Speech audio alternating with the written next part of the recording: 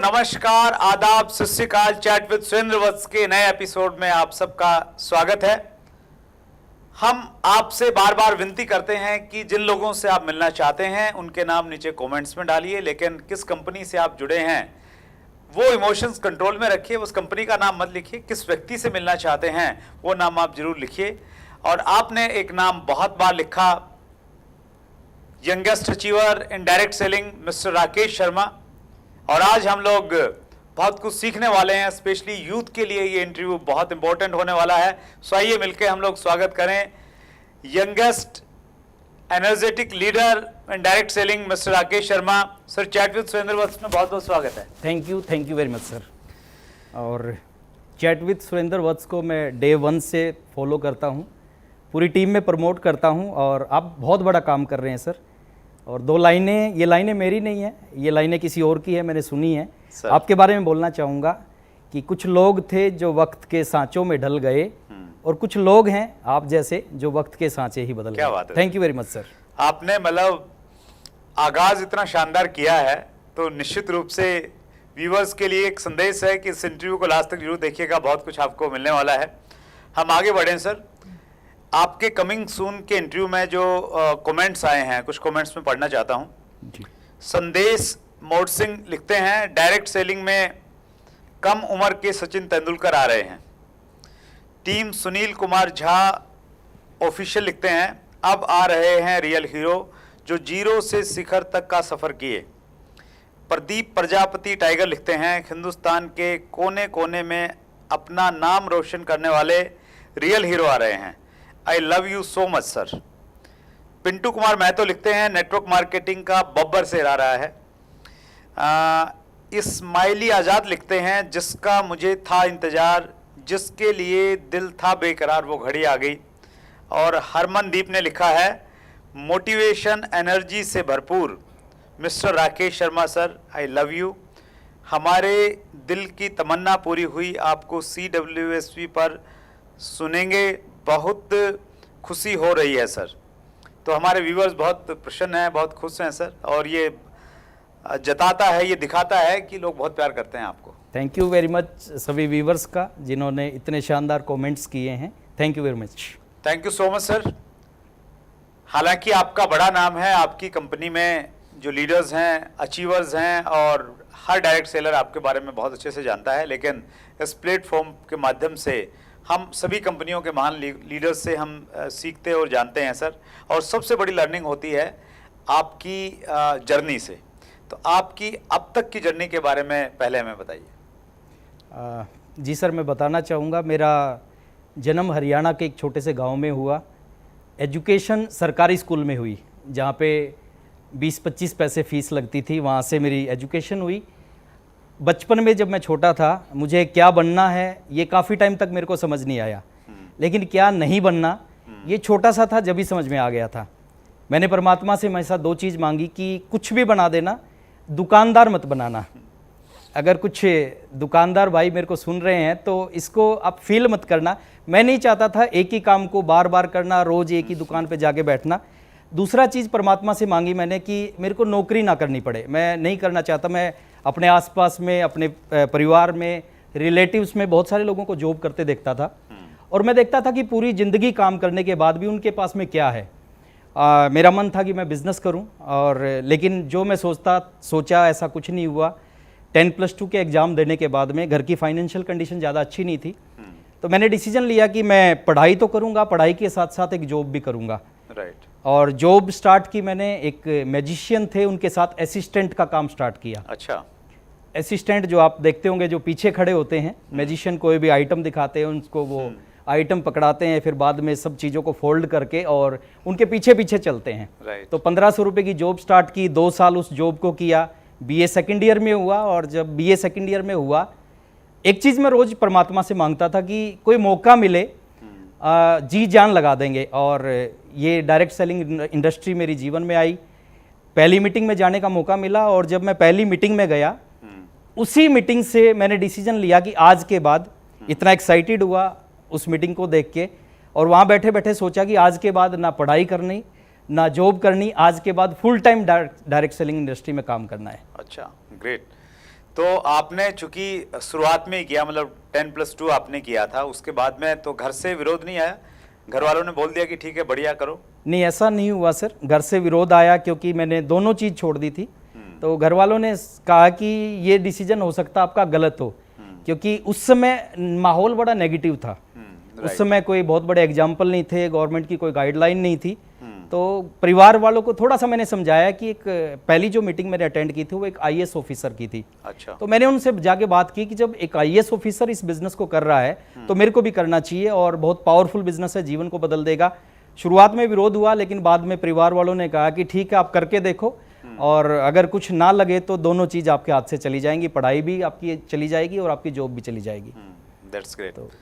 जैसा आपने बताया कि आप एक छोटे से गांव से संबंध रखते हैं और आज आपका नेटवर्क पूरे हिंदुस्तान में है जी।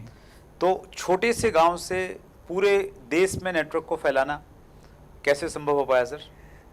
मेरा ऐसा मानना है सर कि इस इंडस्ट्री में आने के बाद में हर एक डायरेक्ट सेलर को अपॉर्चुनिटी मिलती है, अपने थ्रू, अपनी डाउनलाइन के थ्रू, डाउनलाइन के थ्रू वो अपने बिजनेस को अपनी सिटी से बाहर निकाल सकता है, अपने स्टेट से बाहर निकाल सकता है, पूरे हिंदुस्तान में फैला सकता है।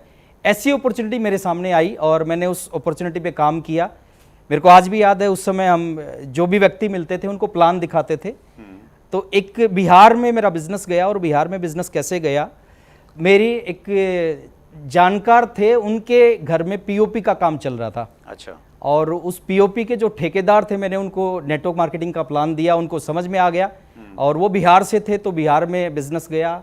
वेस्ट बंगाल में मेरा बिजनेस गया। मेरी डाउनलाइन में एक शख्स थे जिन्होंने ट्रेन के टीटी को प्लान दिखा दिया, तो उनके थ्रू मेरा वेस्ट बंगाल में बिजनेस गया। और इसी तरह मैंने काम किया, महाराष्ट्र में बिजनेस गया, केरला में बिजनेस गया, कर्नाटका में बिजनेस गया, लगभग हर इंडिया के हर कोने में मेरा बिजनेस चला गया। जब भी मेरे को मौका मिला मैंने उसके ऊपर काम किया। एक बार जाना पड़ा, 2 बार जाना पड़ा, 10 बार जाना पड़ा, मैं हर बार जाने के लिए तैयार रहा, और जहाँ जहाँ बिजनेस गया उसको फॉलो किया, और आज पूरे हिंदुस्तान में बिजनेस। अगर हम लोग 1-2 टिप्स जानना चाहें सर, क्योंकि नेटवर्क मार्केटिंग में बिजनेस बाहर तो चला जाता है, लोग एक्साइटेड होते हैं, भाई मेरा जो है जीजाजी भोपाल रहते हैं, उनको ज्वाइन भी करवा देते हैं, लेकिन अगर वहाँ बिल्ड करना है बिजनेस तो कुछ 2-3 पॉइंट्स ऐसे हैं जिनका ध्यान रखना चाहिए? बिल्कुल है सर, बिल्कुल ध्यान रखना चाहिए। पहला पॉइंट है जिसका ध्यान रखना चाहिए, देखिए आपका बिजनेस तो चला गया, बट आपका बिजनेस वहाँ बिल्ड जब होगा जब आपका बार बार वहाँ पे फॉलोअप होगा, बार बार आप वहाँ पे विजिट करेंगे। और दूसरा है वहाँ पे जो डिस्ट्रीब्यूटर्स हैं उनको सेल्फ डिपेंड बनाओ, उनको आप सिस्टम से प्लग कर दो, जो भी मीटिंग्स होती हैं मीटिंग से प्लग कर दो, और ये चीज़ें अगर आप करते रहो तो किसी भी एरिया में बिजनेस को बिल्ड किया जा सकता है। मेरे को आज भी याद है, शुरुआत में जब बिजनेस बाहर निकला उस समय इनकम ज़्यादा बड़ी नहीं होती थी, इनकम बहुत छोटी होती थी, बट बार बार हर महीने हम वहाँ पे जाते रहे, और जाने का रिजल्ट है कि वहाँ पे बिजनेस बिल्ड हो गया, टीम को सिस्टम के साथ में प्लग कर दिया, और आज एक अच्छा खासा बिजनेस है। That's great. आपने 2-3 चीज़ें बताई सर। पहली चीज़ तो ये कि बार बार जाना पड़ेगा। हम ये सोचें कि एक बार में कोई ज्वाइन हो गया और वो बिजनेस बिल्ड करेगा, वो संभव नहीं है। दूसरा आपने बताया कि हम वहाँ जो लोग काम कर रहे हैं, डिस्ट्रीब्यूटर बन रहे हैं, तो उनको इंडिपेंडेंट बनाएं, उनको सिखाएं सारी चीज़ें, ताकि वो आपकी प्रेजेंस के बिना भी वहाँ काम कर सकें। और तीसरा पॉइंट आपने बताया कि जो सिस्टम है, एजुकेशन सिस्टम है, उसके साथ में उनको प्लग इन कर दें, जोड़ दें, तो फिर सिस्टम उनको आगे लेके चला जाएगा। बिल्कुल sir. That's great, thank you so much. अगला प्रश्न मैं आपसे इसलिए पूछ रहा हूँ क्योंकि आपने बहुत कम उम्र में डायरेक्ट सेलिंग बिजनेस को ज्वाइन किया, और हमारी उम्र कुछ भी हो, लेकिन हमारी जो टीम है, डाउनलाइन के लोग होते हैं, वो बड़े बड़े लोगों से हमें मिलवा देते हैं, या हमारी लिस्ट में भी मतलब उम्र में भी बड़े लोग होते हैं और बड़े प्रभावशाली लोग भी होते हैं। तो ऐसे लोग आपको भी मिले होंगे। तो अगर कोई बच्चा है, कोई स्टूडेंट है, वो डायरेक्ट सेलिंग में है और वो अपने से बड़े उम्र के लोगों को बिजनेस ज्वाइन करवाना चाहता है, तो कैसे ज्वाइन करवाए? मेरे साथ में ये बहुत बड़ी प्रॉब्लम रही सर। जब मैंने शुरुआत किया तो जो मेरी उम्र के जो मेरे फ्रेंड सर्कल था वो ज़्यादा सीरियस नहीं थे। उनको जब मैं बिज़नेस बता रहा था तो वो इंटरेस्ट नहीं लेते थे, वो बोलते थे कि अभी बहुत टाइम पड़ा है काम करने के लिए। दूसरा ऑप्शन था कि अपने से बड़े मेरे जो फादर के फ्रेंड थे उनको बिज़नेस बताना, पड़ोसियों को बिज़नेस बताना। तो वहाँ पे प्रॉब्लम क्या आती थी, वो अपने सफ़ेद बाल दिखाने लग जाते थे कि ये जो बाल हैं ये धूप में सफ़ेद नहीं हुए, हमने पूरी ज़िंदगी देखी है, दुनिया देखी है। ये प्रॉब्लम आई, लेकिन मैंने इसका एक समाधान ढूंढा कि क्या करें इसके ऊपर में। जी। मैं अपनी लिस्ट के ऊपर काम करने का प्रयास किया, उससे ज़्यादा बड़े रिजल्ट नहीं मिले। मैंने अपनी टीम की लिस्ट के ऊपर काम किया, ओके, डाउनलाइन की लिस्ट के ऊपर काम किया। वहाँ से बेनिफिट क्या मिला, वो मेरी बैकग्राउंड के बारे में नहीं जानते थे, मेरे बारे में ज़्यादा नहीं जानते थे, और इस सिस्टम के बारे में मैंने उनको नॉलेज दी, ज्ञान दिया, इस सिस्टम के बारे में बताया कि कितना बड़ा सिस्टम है। और जब टीम की लिस्ट के ऊपर काम किया, क्योंकि वहाँ के लिए मैं थर्ड पार्टी था, तो उनको समझाना उतना आसान भी नहीं था, लेकिन फिर भी मैंने प्रयास किया, एवरेज काम की। और बहुत सारे लोग मेरे साथ में आए जिनकी उम्र मेरे से ज़्यादा थी, एजुकेशन में मेरे से ऊपर थे, हर मामले में मेरे से ऊपर थे। That's great. तो बहुत अच्छी टिप्स आपने दी कि टीम के जो लोग हैं उनकी लिस्ट बनवाएं और उसमें एज ए थर्ड पार्टी आप काम बेटर तरीके से कर सकते हैं। जी, दैट्स ग्रेट सर। व्यूवर्स के कुछ क्वेश्चन ले रहा हूं सर मैं जी। ये क्वेश्चन है हेमराज शाह का। आपके अनुसार डायरेक्ट सेलिंग को बेहतर बनाने के लिए एक डायरेक्ट सेलर का क्या रोल होना चाहिए? हेमराज जी, हाँ जी, हेमराज जी, यस। बहुत अच्छा सवाल है हेमराज जी का। डायरेक्ट सेलिंग में एक छोटा सा जो चीज़ है, जो बहुत सारे लोगों के मुंह से हम सुनते हैं, बहुत सारे डिस्ट्रीब्यूटर एक काम करते हैं कि इस इंडस्ट्री को बहुत बड़ा चढ़ा के प्रेजेंट करते हैं, अपनी इनकम को, अपनी लाइफ को बहुत बड़ा चढ़ा के प्रेजेंट करते हैं, जिसकी वजह से जो सामने वाले लोग हैं वो थोड़ा सा मानते हैं कि शो ऑफ ज़्यादा करते हैं। मेरे अनुसार शो ऑफ करने की ज़रूरत नहीं है। ऑलरेडी डायरेक्ट सेलिंग इंडस्ट्री इतनी बड़ी है, जो लोग 50 साल में नहीं कर पाते, जो लोग 60-70 साल में नहीं कर पाते, जो 2-3 जनरेशन में नहीं कर पाते, वो एक आदमी 5-7-10 साल में कर लेता है। तो ज़्यादा बढ़ा चढ़ा के ना दिखाएं, रियलिटी दिखाएं, और रियलिटी देखेंगे तो लोग मोटिवेट होंगे आपसे। दूसरा है पॉजिटिविटी फैलाएं इस इंडस्ट्री के प्रति। बहुत बड़ी इंडस्ट्री है सर, हिंदुस्तान में शुरुआत है, बहुत बड़ा भविष्य है इस इंडस्ट्री का। तो जो भी आप अच्छे से अच्छा कर सकते हैं, पॉजिटिविटी फैला सकते हैं, इन्फॉर्मेशन, जानकारियां दे सकते हैं, इस इंडस्ट्री की पॉजिटिव जानकारियां वो दें।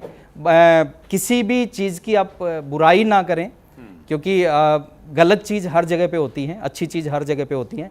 तो किसी चीज़ की बुराई ना करें, इन चीज़ों का ध्यान रखें। तो एक सही मायने में एक डायरेक्ट सेलर इस इंडस्ट्री के अंदर बहुत अच्छा काम करके इस इंडस्ट्री को बहुत आगे ले जा सकता है। That's great, thank you sir. अगला प्रश्न मैं ले रहा हूं, ये प्रश्न है हतरेश माची। टीम एक बार प्रोडक्ट खरीद लेती है, दोबारा नहीं, क्या करें?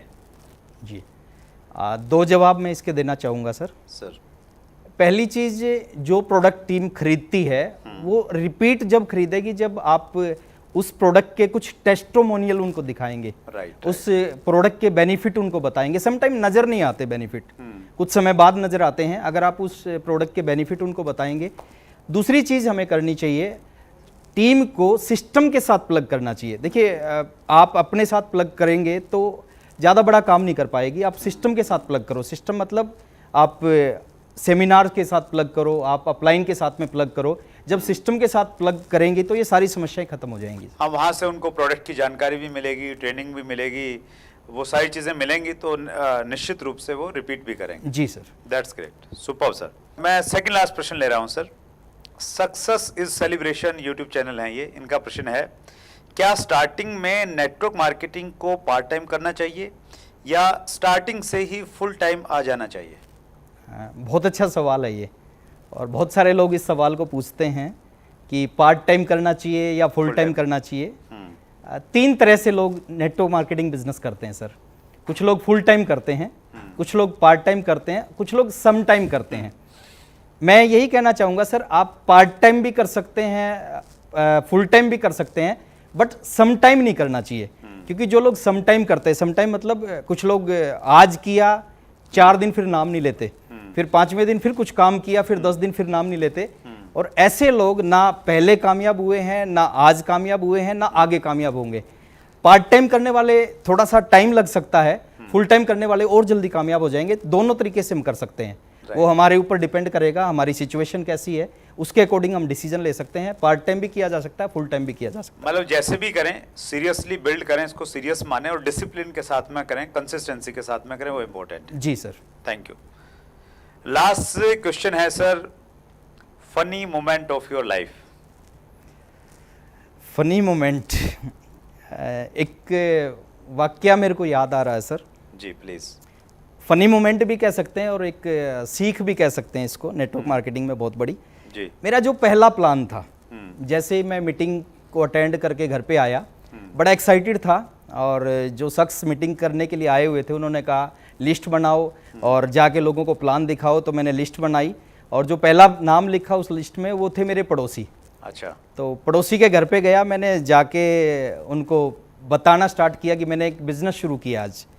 तो सामने बैठ गए, मैं जैसा भी जो भी मेरे को बताना आता था मैंने बताया कि आप जुड़ोगे, नीचे 2 लोग जुड़ेंगे, उसके नीचे 2 लोग जुड़ेंगे, आपका नेटवर्क बन जाएगा, आपको रॉयल्टी जैसी इनकम आएगी, पैसिव इनकम आएगी, आपका लाखों रुपए महीना की इनकम हो सकती है, बड़े बड़े बंगले बन सकते हैं, बड़ी बड़ी गाड़ियाँ आ सकती हैं। एक्साइटेड था काफ़ी, और जब इस तरह की बातें मैं उनसे कर रहा था तो जैसे मैंने कहा कि बड़ी बड़ी गाड़ियाँ आ सकती हैं, उस समय क्योंकि एक साइकिल होता था मेरा, साइकिल पे मैंने जर्नी शुरुआत की। तो जैसे ही उन्होंने सुना गाड़ियाँ आ सकती हैं तो भाभी जी ने कहा राकेश जब गाड़ी आ जाएगी इस सिस्टम से तो उसमें हमारे को बैठाओगे कि नहीं बैठाओगे। इनडायरेक्ट मतलब उन्होंने मना किया, इस वे से मना किया। मैंने इस इंडस्ट्री में काम किया, 3.5 साल के बाद मैं अपनी ज़िंदगी की पहली कार लेके आया। कार को घर पे खड़ा किया, और ये बात है सर 2004 की। अच्छा। उस समय बहुत कम घरों में कार होती थी, और जिस सिटी से मैं बिलोंग करता हूँ, जींद एक छोटा सा सिटी है, उसमें तो बहुत ही कम होती थी। तो कार को जैसे मैंने घर पे खड़ा किया तो सबको पता चला कि राकेश कार लेके आया है। वो भाई साहब भाभी जी दोनों आए, दोनों ने कहा राकेश बधाई हो, और भाभी जी ने बाद में कहा राकेश लेकिन तू नहीं चाहता था तेरे भैया के घर में कार आए। अच्छा, ओके। और मैंने कहा ऐसा क्यों बोल रहे हो? बोले नहीं तो उस दिन आप जबरदस्ती ज्वाइन करवा देते, कोई बहुत बड़ी चीज़ थोड़ी थी। तो मैं यही कहना चाहूँगा आप सभी को कि कुछ तो लोग कहेंगे, लोगों का काम है कहना, छोड़ो बेकार की बातें, नेटवर्क मार्केटिंग करते रहना। वाह, सुपर, बहुत बढ़िया सर। इसमें बड़ा संदेश भी है, और कहीं ना कहीं मुझे लगता है वो जो घटना थी वो कहीं ना कहीं उसने आपको इंस्पायर भी किया होगा कि भाभी जी ने बोला है कि कार आ जाए तो बिठा लेना, तो कार अब जरूर लेके दिखानी है। तो मेरा अपना अनुभव ये कहता है जब हम अपने ड्रीम्स में इमोशन को कनेक्ट कर लेते हैं तो फिर वो ताकत का काम करती है।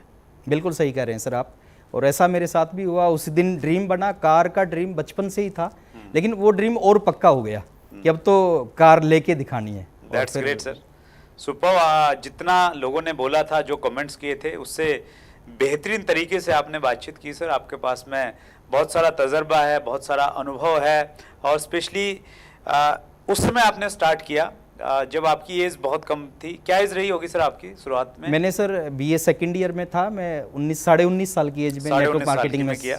और स्पेशली बहुत सारा यूथ आजकल सोशल मीडिया पे, यूट्यूब पे है, हमारे व्यूअर्स हैं बहुत सारे इस एज उम्र में, तो उनको ये इंटरव्यू जरूर देखना चाहिए, सीखना चाहिए, प्रेरित होना चाहिए कि इस उम्र में तरीके से काम करके, सिस्टम के साथ में काम करके, जिस प्रकार राकेश शर्मा जी आज इतने बड़े स्टार हैं डायरेक्ट सेलिंग में, आप सब भी बन सकते हैं।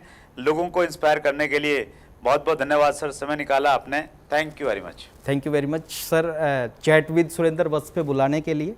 और लास्ट में यही कहना चाहूँगा, ये एक ऐसा चैनल है, पूरी की पूरी नेटवर्क मार्केटिंग सिस्टम की जो नॉलेज है, अगर आपने इस अकेले चैनल को अगर प्रमोट कर दिया तो पूरी की पूरी जानकारी यहाँ से मिल सकती है। तो बहुत बहुत धन्यवाद सर इस चैनल पे बुलाने के लिए। Thank you so much sir. So ये थे राकेश शर्मा जी, यूथ आइकॉन हैं, युवाओं को प्रेरित करते हैं अपनी कहानी से, एग्जाम्पल हैं जीता जागता। अगले मंगलवार को रात्रि 8 बजे फिर एक बड़ी शख्सियत से मुलाकात होगी। अपना ध्यान रखिएगा। चैनल अगर सब्सक्राइब नहीं किया है तो कैसे मालूम चलेगा, नोटिफिकेशन कैसे आपके पास में आएगा। सो चैनल अगर सब्सक्राइब नहीं किया है तो जरूर कीजिए, टीम में प्रमोट कीजिए। बहुत बहुत धन्यवाद। अगर आपने अभी तक chat with Surendra Vats channel को सब्सक्राइब नहीं किया है तो अभी सब्सक्राइब करें और बेल आइकन दबाना ना भूलें, जिससे आपको आने वाली सभी वीडियोस की अपडेट सबसे पहले मिले और हमारी किसी वीडियो को मिस ना करें।